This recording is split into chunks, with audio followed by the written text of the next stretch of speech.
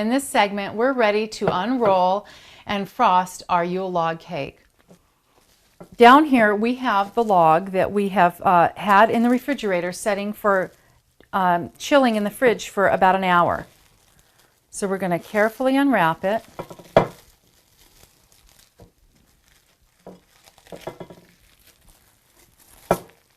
Placing it on our platter. Choose a serving platter that you want to serve it on.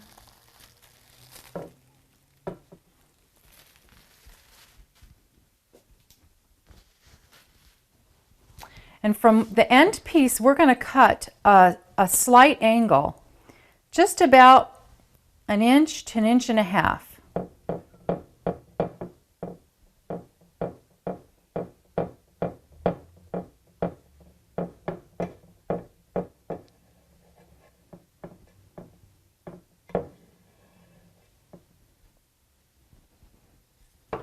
We're going to take this piece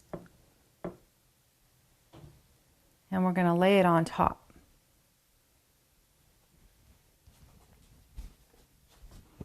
I'm going to clean up our platter just a bit from where we cut.